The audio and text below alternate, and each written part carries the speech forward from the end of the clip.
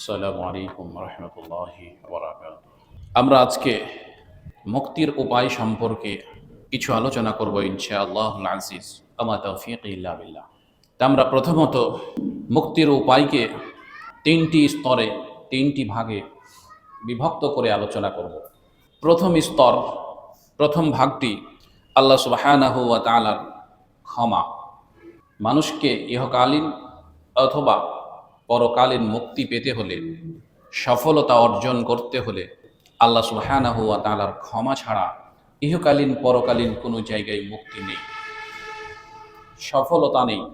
দ্বিতীয়ত, যেই নবীর প্রতি দুরূদ পেশ করলাম, অর্থাৎ এই পৃথিবীর সর্বশেষ এবং সর্বশ্রেষ্ঠ মহামানব, সর্বোত্তম চরিত্রের অধিকারী মুহাম্মদুর রাসূলুল্লাহ সাল্লাল্লাহু আলাইহি ওয়াসাল্লাম, এই নবীর সুপারিশ লাগবে মুক্তির বা সফলতার দ্বিতীয় উপায়, সফলতার তৃতীয় উপায়, মুক্তির তৃতীয় উপায়, সেটা হচ্ছে মানুষের আমল। এটা ওই পর্যায়ে গিয়ে যে প্রত্যেকটা মানুষের দোষ এবং অপরাধ আছে, সেই সাথে সাথে কিছু সফলতা, কিছু নেকি, কিছু ভালো কাজ আছে বা বিশ্বাস আছে, ঈমান আছে। দোষ এবং অপরাধ যতটুকু আছে, অপরাধ এবং দোষের সাজা ভোগ করার পর মানুষ তার ভালো কাজের বিনিময়ে, বিশ্বাসের কারণে, ঈমান রাখার কারণে তৃতীয় স্তরে সর্বশেষ গিয়ে মুক্তি পেয়ে জান্নাতে যাবে। তা আমরা এই তিনটি উপায়কে একটু বিচার করার চেষ্টা করব যে কোনটি কিভাবে। তার তৃতীয়টি নিয়ে যদি আমরা প্রথমেই কথা বলি, যে মানুষ ঈমানের কারণে, ভালো আমলের কারণে তৃতীয় স্তরে গিয়ে মুক্তি পাবে, এই ক্ষেত্রে আমাদের জরুরিভাবে সতর্ক হওয়া একেবারেই আবশ্যক রয়েছে। যে আমরা বলে থাকি ঈমান তো আছে, তাহলে আমার সফলতাও আছে। আর গোড়ামির কারণেই হোক, অজ্ঞতার কারণেই হোক বা যুক্তিতর্কের কারণেই হোক, যে কোনো কারণেই অনেক সময় অনেক মানুষ বলে থাকে নামাজ না পড়লেও ঈমান আছে। আল্লাহ সুবহানাহু ওয়া তাআলার মহাগ্রন্থ আল কোরআন থেকে এই কথাগুলোর সুস্পষ্ট উত্তর আমরা কোরআনুল কারীমে পেয়ে যাই। কিভাবে? যদি আমি নিজেকে দাবি করি আমি পর্দা করি না, তো কি হয়েছে? আমার তো ঈমান আছে। আমি নামাজ পড়ি না, তো কি হয়েছে? আমার তো ঈমান আছে। আমি রোজা রাখি না, তো কি হয়েছে? আমি কি কাফের হয়ে গেছি? আমি অর্থ থাকা সত্ত্বেও হজ করি না, তো কি হয়েছে? আমি কি কাফের হয়ে গেছি? এই ধরনের যতগুলো কথা আছে, সকল কথার ভিতরে একটা উত্তর আল্লাহ সুবহানাহু ওয়া তাআলা সূরাতুল ইউসুফের 106 নম্বর আয়াতে বলছেন, ওয়ামা ইউমিনু আকসারুহুম বিল্লাহ ইল্লা ওয়া হুম মুশরিকুন। যারা ঈমান এনেছে, যারা বিশ্বাসী, নামাজ পড়ে, রোজা করে, হজ দেয়, যাকাত করে, সবকিছুই করে, আল্লাহ বলছেন আকসারুহুম বিল্লাহ, এদের অধিকাংশই মানুষ হচ্ছে মুশরিক।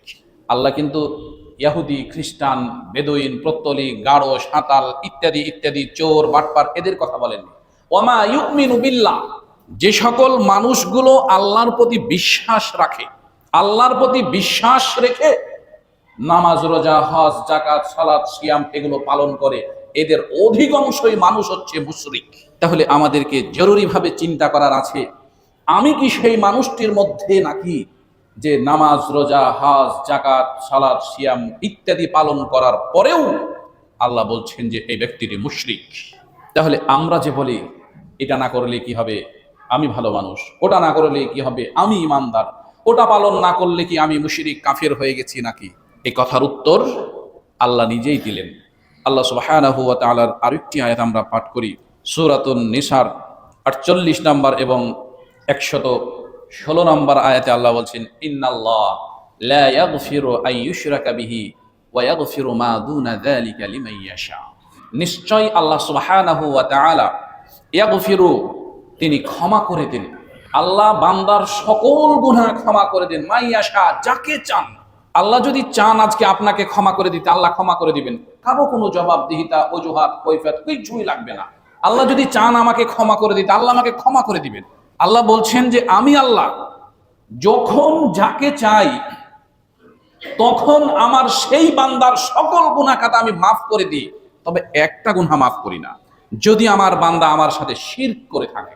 তাহলে আমি আল্লাহ বান্দার এই গুনাহ কখনোই মাফ করব না। লা ইয়াগফিরু আন ইউশরাকা বিহি, আমি আল্লাহ কখনোই আমার বান্দার শিরকের গুনাহ মাফ করব না। তাহলে আমি যদি বলি নামাজ না পড়লে কি হবে, ফজরে না উঠলে কি হবে, আমার ঈমান তো ঠিক আছে, নামাজ না পড়ে আবার ঈমান থাকে, এটা কোন ধর্মের কথা? নিজেকে যদি মুসলিম দাবি করি তাহলে 5 ওয়াক্ত নামাজ আমাকে পড়তেই হবে। 5 ওয়াক্ত নামাজ না পড়ে নিজেকে মুসলিম দাবি করা, এটা কোরআন সুন্নাহর বিরোধী কথা। মুশরিকতে দূরে থাক, সে সরাসরি কাফের চলে যায়। তাহলে কোরআনের 2টি আয়াত থেকে 2টি কথা পেলাম। মুক্তির 3য় উপায় নিয়ে আমরা আলোচনা করছি। 3য় উপায়টা কি? মানুষের ঈমানের বদলতে, বিশ্বাসের কারণে, ভালো আমলের কারণে অপরাধ তথা অপরাধের শাস্তি ভোগ করার পর মুক্তি পাবে। এটা হচ্ছে মুক্তির 3য় উপায়। কি পর্যায়ে পাবে? আমরা 2টি আয়াত থেকে 2টি বিষয় পেলাম। 2টি বিষয় একসাথে মিল আছে। এক জায়গাতে আল্লাহ বললেন সূরা ইউসুফের 106 নম্বর আয়াতে যে যারা বিশ্বাসী, যারা ঈমানদার, এদের অধিকাংশ হচ্ছে মুশরিক, যারা শিরক করে, যাদের শিরকের অপরাধ রয়েছে, যাদের শিরকের পাপ রয়েছে, যাদের শিরকের গুনাহ রয়েছে। আর এক জায়গাতে বলছেন আমি আল্লাহ আমার বান্দার সকল গুনাহ মাফ করে দিব, কিন্তু যদি শিরকের গুনাহ থাকে তাহলে আমি আল্লাহ আমার বান্দার শিরকের গুনাহ মাফ করব না। এই মারাত্মক গুনাহ, এই মারাত্মক অপরাধটি কোনটি, যেগুলোর কারণে আমরা ঈমান আনার পরেও মুশরিক? আমরা আজকে সেগুলোই দেখার চেষ্টা করব ইনশাআল্লাহ।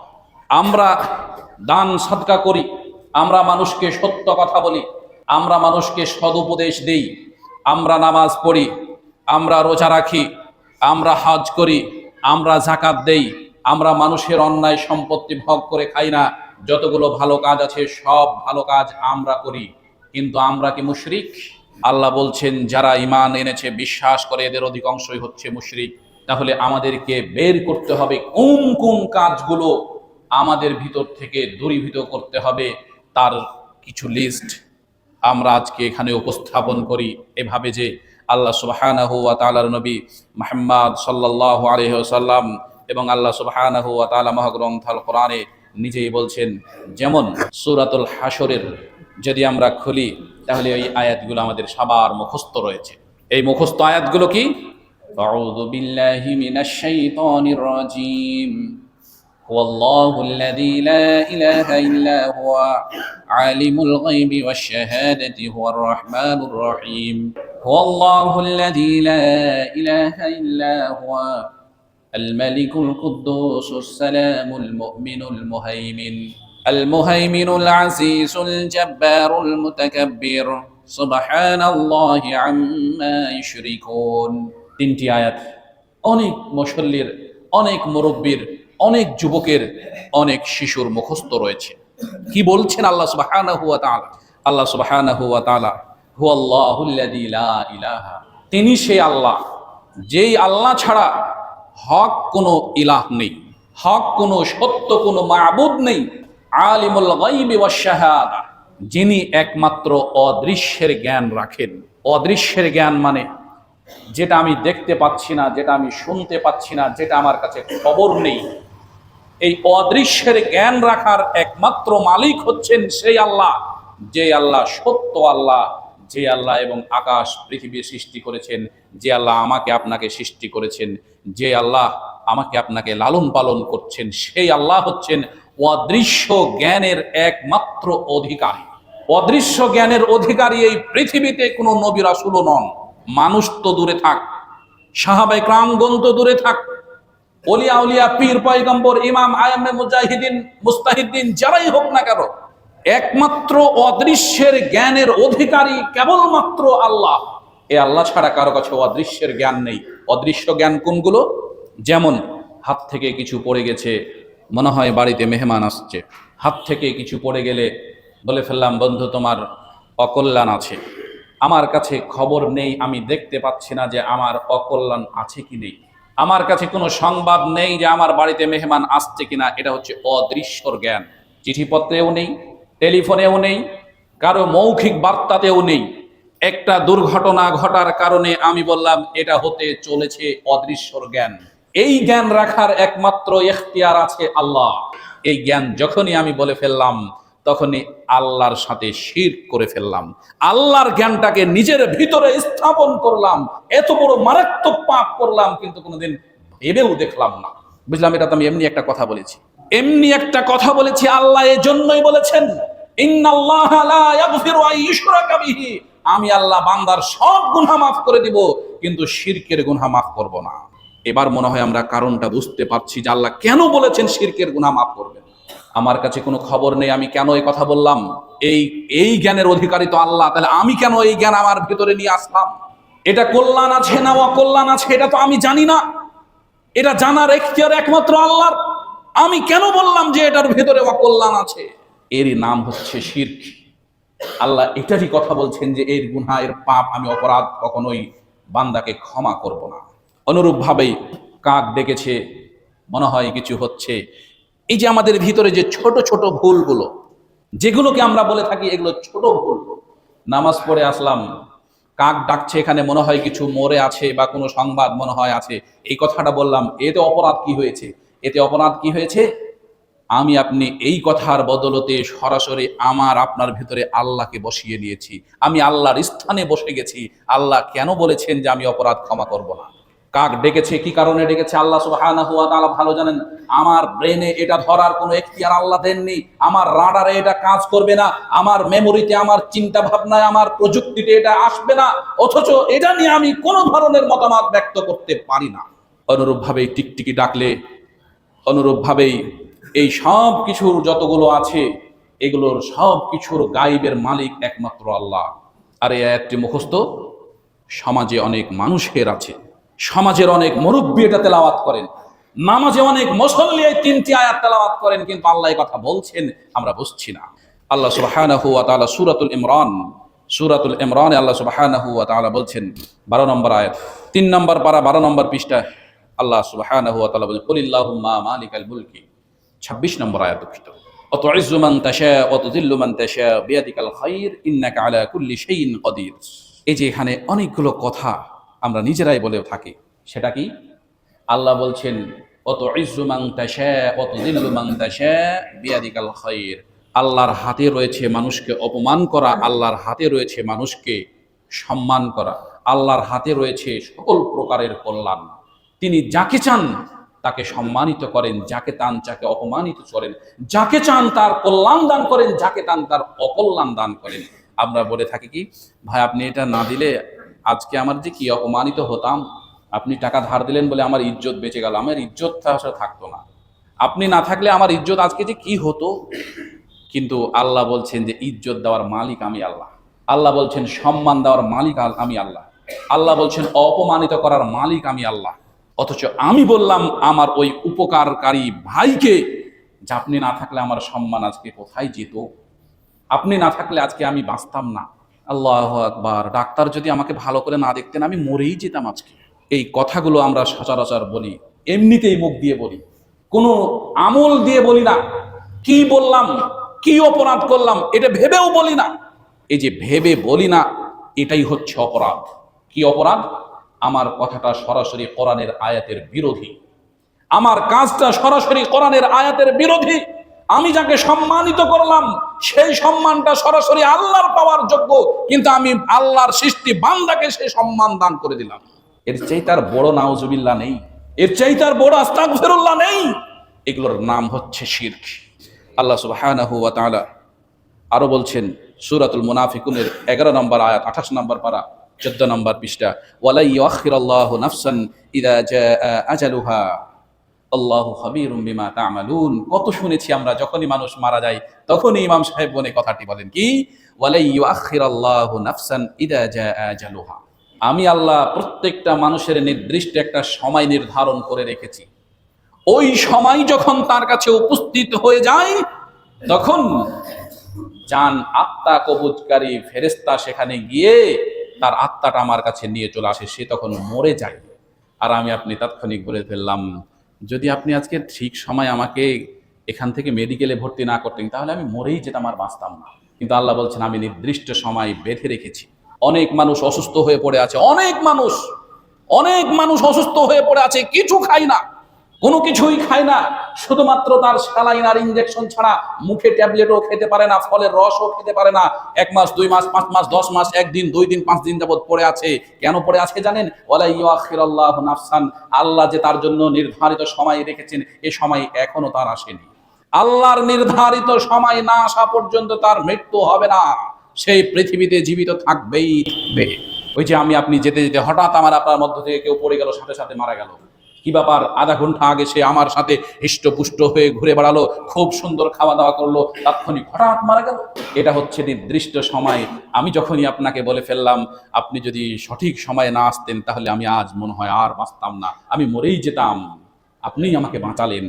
আমি কি করলাম না করলাম, কি বললাম না বললাম, কি প্রশংসা করলাম না করলাম নিজেও জানি না, কিন্তু যেটা জানি সেটা হচ্ছে আমি মুখ দিয়ে যে কথাটি ব্যবহার করলাম সে কথাটি হচ্ছে আল্লাহর কোরআনের এই আয়াতের বিরোধী কথা মুখ দিয়ে ব্যবহার করেছি। এবার যদি আপনাকে বলি আমার মুখ দিয়ে যেটা বের হয়েছে সেটা আল্লাহর কোরআনের আয়াতের বিরোধী কথা বের হয়েছে, এবার আমি কি মুসলিম থাকতে পারি?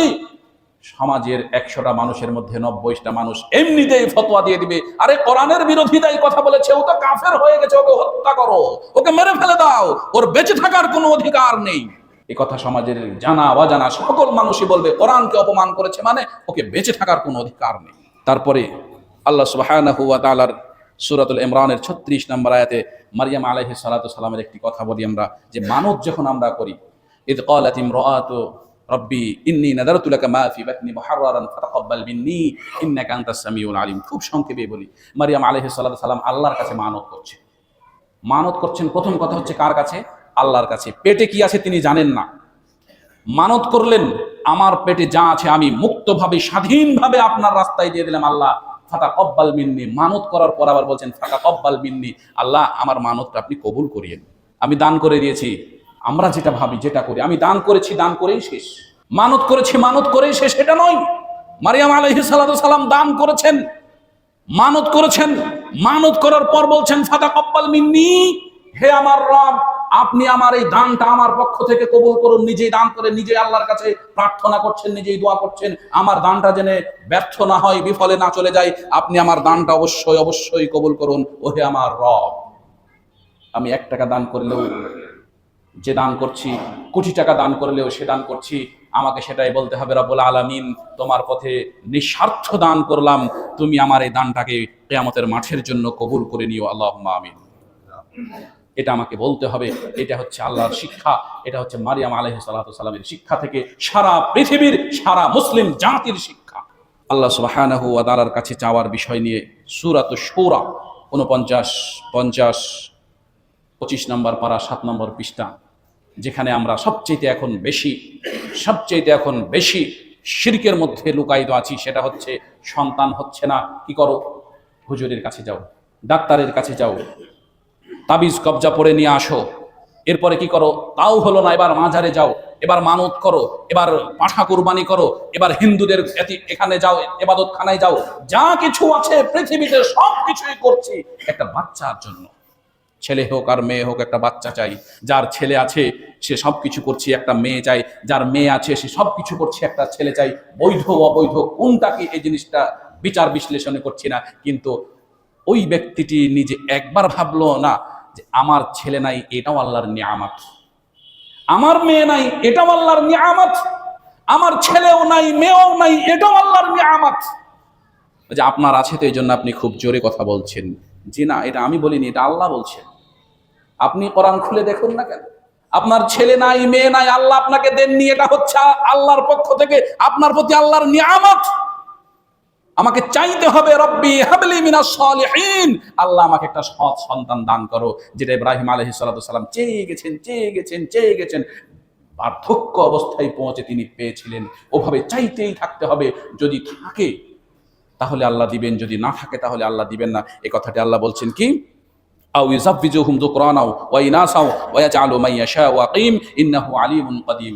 আল্লাহ বলছেন আমি আল্লাহ যাকে ইচ্ছা করি তাকে ছেলে দিই, আমি আল্লাহ যাকে ইচ্ছা করি তাকে মেয়ে দিই, আমি আল্লাহ যাকে ইচ্ছা করি ছেলে এবং মেয়ে উভয়টা দিই, আমি আল্লাহ যাকে ইচ্ছা করি তাকে বন্ধা করে রেখে দিই, ছেলে এবং মেয়ে কোনটাই দিই না, বাঁধা করে রেখে দিই। তাহলে এই পৃথিবীতে যত মানুষ আছে সকল মানুষেরই যে বাচ্চা হবে স্বামী স্ত্রীর, এ কথা ঠিক নয়।